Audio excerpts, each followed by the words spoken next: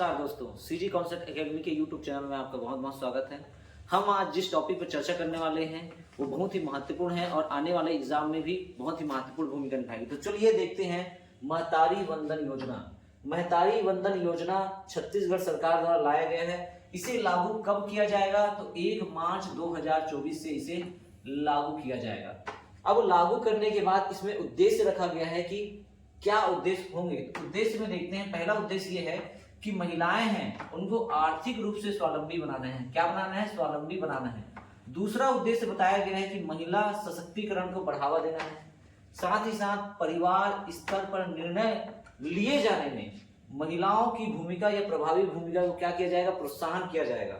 और इसके क्रियान्वयन की बात करते हैं कि छत्तीसगढ़ में किन किन जिलों में कहां तक इनका क्रियान्वयन किया जाएगा। तो संपूर्ण छत्तीसगढ़ जिले को इसमें शामिल किया गया है। अब देखते हैं अगला, हितग्राहियों को दी जाने वाली सहायता राशि। अब महतारी वंदन योजना में हितग्राहियों को किस तरीके से सहायता राशि दी जाएगी और कितना सहायता राशि दी जाएगी उसके बारे में हम चर्चा करते हैं। तो 12,000 रुपए इसमें शामिल किया गया है। ये क्या है? साल का है, मतलब सालाना कितना दिया जाएगा? 12,000 रुपए। यदि इसे महीना में कन्वर्ट करेंगे तो जो पात्रता महिला है, जो भी महिला इसमें पात्र होगी, इसके बारे में हम आगे चर्चा करेंगे कि कौन कौन महिलाएं पात्र है और कौन कौन अपात्र है।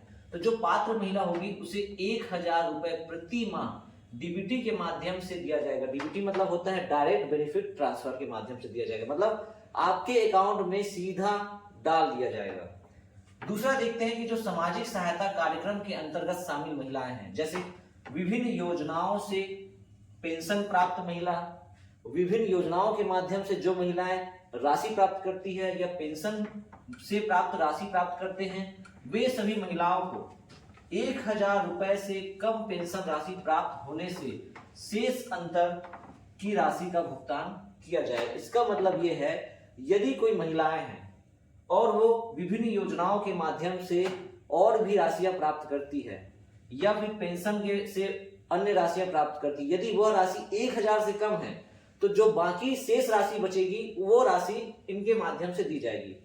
जैसे एग्जांपल में समझते हैं, यदि उन्हें पेंशन 500 रुपए प्राप्त होता है, किसी महिला को पेंशन यदि 500 रुपए प्राप्त होता है तो इसे 1,000 बनाने में 500 रुपए और लगेंगे। यही 500 रुपए इनके अकाउंट में ट्रांसफर किया जाएगा। ठीक है, अब आगे चलते हैं, पात्रता कौन होंगी और अपात्र कौन होंगे। ठीक है, तो पात्र देखते हैं किन महिलाओं को इसमें पात्रता दी गई है। सबसे पहला देखते हैं विवाहित महिला।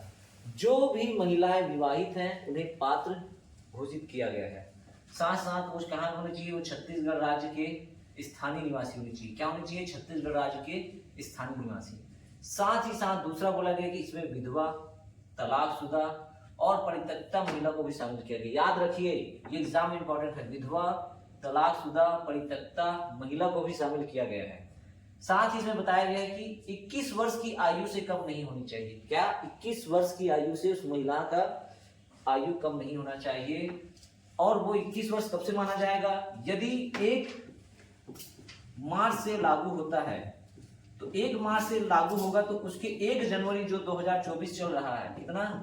1 जनवरी 2024 चल रहा है, इस टाइम तक उनका एज 21 से कम नहीं होना चाहिए। इसीलिए कहा गया आवेदन के कैलेंडर वर्ष 1 जनवरी से उसका 21 वर्ष माना जाएगा। यदि उससे कम है तो वह पात्रता नहीं होगी। अब पात्रता की बात तो हो गई, अब अपात्र की बात करते हैं कि किन महिलाओं को अपात्र घोषित किया जाएगा। जिनके परिवार का कोई भी सदस्य आयकर दाता है। क्या है? आयकर दाता है। किसी के परिवार के कोई भी सदस्य यदि टैक्स देते हैं, उन महिलाओं को इस योजना से वंचित किया जाएगा। दूसरा, कोई भी परिवार के कोई भी सदस्य जो भारत एवं राज्य सरकार के शासकीय विभाग के उपक्रम में, मंडल में, स्थानीय निवास में या स्थायी या अस्थायी या संविदा पदों पर कार्यरत प्रथम वर्ग, द्वितीय वर्ग एवं तृतीय वर्ग के अधिकारी व कर्मचारी हैं तो उन्हें भी अपात्र घोषित किया जाएगा। तीसरा देखते हैं कि कोई भी सदस्य है, परिवार का कोई भी सदस्य यदि वर्तमान समय में हो या भूतपूर्व पहले रहा हो, क्या रहा हो? संसद या विधायक, तो वो भी अपात्र घोषित होंगे।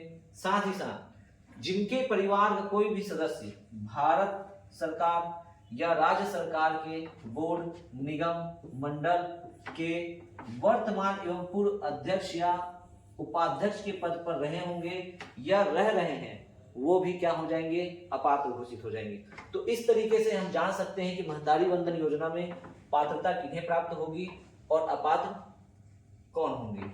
अगला देखते हैं, अगला ये करेंगे तो आवेदन करने का माध्यम। देखिए आवेदन हम किस तरीके से करेंगे, जब 1 मार्च 2024 से लागू हो जाएगा तो आवेदन की तारीख से हम किस तरीके से आवेदन करेंगे और कहां कर सकते हैं।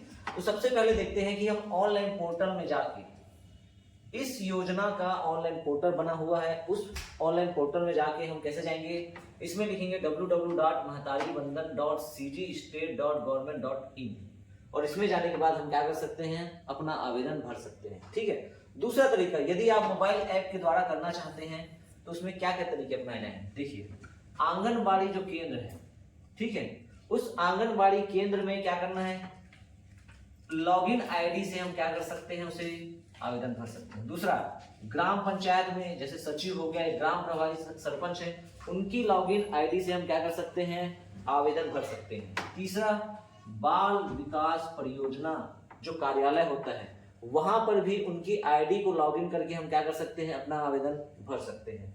आवेदन स्वयं एवं पोर्टल के माध्यम से भी भर सकते हैं यदि स्वयं भरना है तो, और स्वयं नहीं भरना है तो आप आंगनबाड़ी जा सकते हैं, ग्राम पंचायत जा सकते हैं, बाल विकास परियोजना में जा सकते हैं। साथ साथ जो नगरीय क्षेत्र में रहते हैं वहां वार्ड प्रभारी के लॉगिन आईडी से हम क्या कर सकते हैं, भर सकते हैं। ठीक है, ये एक तरीका है फॉर्म भरने का। साथ ही साथ देखते हैं अब क्या, आवेदन के साथ संलग्न किए जाने वाले आवश्यक दस्तावेज। यदि हम आवेदन कर रहे हैं, आवेदन के लिए हमें क्या क्या दस्तावेज चाहिए और क्या क्या लगेगा, उसके बारे में हम चर्चा करेंगे। तो सबसे पहले देखते हैं, स्व सत्यापित स्वयं की पासपोर्ट साइज फोटो। देखो एक पासपोर्ट साइज फोटो लगेगा जो स्वयं से क्या होना चाहिए, सत्यापित होना चाहिए। ठीक है। दूसरा बोला गया है स्वयं एवं पति का आधार कार्ड होना चाहिए। आधार कार्ड स्वयं एवं पति का दोनों का क्या होना चाहिए, आधार कार्ड, ताकि क्या हो, विवाहित हो या नहीं हो ये पता चले। तीसरा देखते हैं स्वयं एवं पति का पैन कार्ड। ये क्या है, ऑप्शनल है, यदि है तो ठीक है, नहीं है तो भी ठीक है, लेकिन आपके पास आधार कार्ड होना चाहिए।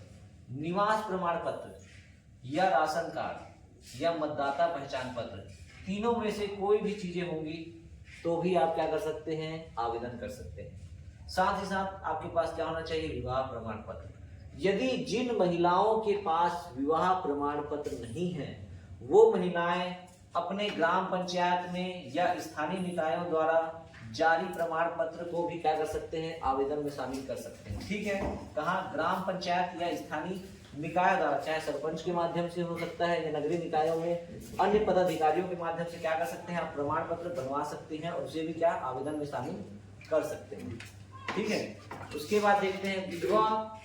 यदि महिला विधवा है उस स्थिति में क्या क्या लगेगा, उसके डॉक्यूमेंट। तो देखिए इस स्थिति में पति का मृत्यु प्रमाण पत्र होना जरूरी है। यदि आप विधवा हैं तो क्या है, पति का मृत्यु प्रमाण पत्र होना जरूरी है। साथ साथ प्रत्येकता महिला, इसका क्या होना चाहिए, यदि डॉक्यूमेंट मांगेंगे तो समाज या वार्ड या ग्राम पंचायत द्वारा जारी प्रमाण पत्र। इसका मतलब ये है कि या तो समाज द्वारा आपके पास प्रमाण पत्र होना चाहिए, या तो हो सकता है वार्ड द्वारा या ग्राम पंचायत द्वारा प्रमाण पत्र आपके पास क्या होना चाहिए, जरूरी है। देखिए साथ ही साथ जन्म प्रमाण पत्र, या जन्म प्रमाण पत्र नहीं है तो कक्षा 10वीं या 12वीं की अनुसूची, या फिर स्थानांतरण प्रमाण पत्र, पैन कार्ड, मतदाता परिचय पत्र, ड्राइविंग लाइसेंस, कोई भी एक डॉक्यूमेंट आपके पास होगा तो आप क्या कर सकते हैं, आवेदन फॉर्म भर सकते हैं। बैंक खाते, बैंक खाते के साथ साथ क्या होना चाहिए आपके पास, पासबुक की एक छाया प्रति शामिल होना चाहिए, तब आप क्या कर सकते हैं, आवेदन भर सकते हैं। साथ ही साथ स्व घोषणा पत्र होना चाहिए, एक शपथ पत्र बनाना होगा कि मैं इस योजना के तहत पात्र हूं, मेरे को मुझे ये चीजें शामिल है, इस बारे में आपके पास क्या होना चाहिए, एक शपथ पत्र होना चाहिए। तो करते हैं समाप्त। धन्यवाद।